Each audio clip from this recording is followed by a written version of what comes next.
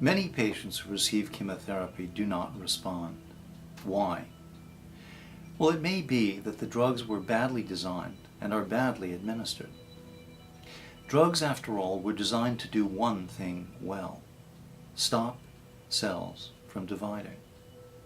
Cancer cells, after all, are thought to be rapidly proliferating, and the drugs block the synthesis of DNA, the building block of cells, or block the process of mitosis, that rubber band-like snap when the chromosomes move across the screen on television. Those processes, known as cell division, are the target of chemotherapy. Now, it turns out that many drugs do damage growing cells, and that's why hair falls out and why the bone marrow is damaged.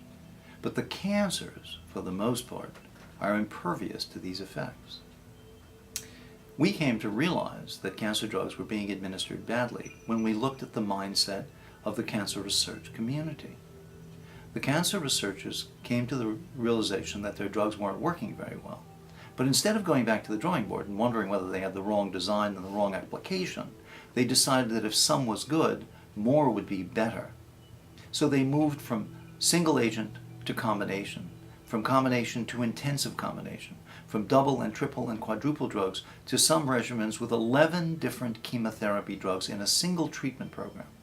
Once the doctors had exhausted these complicated combinations, up to 11 drugs at a swing, they decided to increase the dose. The concept of dose intensity and dose density then took the lead as we moved higher and higher up the scale of dosing. At this point, we reached the point where people would actually die from the toxicities, and we would need to rescue them with bone marrow transplantation.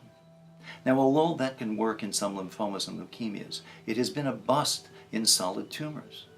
This didn't keep major institutions from taking thousands, tens of thousands of women through bone marrow transplantation for breast cancer, a disease that was not cured, was not benefited, and did not show any significant improvement despite the near lethality of the dosing. One would think that the cancer research community would look at some of these failures and decide to go back to the drawing board, but there has been no such reasoning. We continue to follow down the same mistaken paths today, the same way we did when Virchow first said in the 1800s that cancer is a disease of cell growth and proliferation.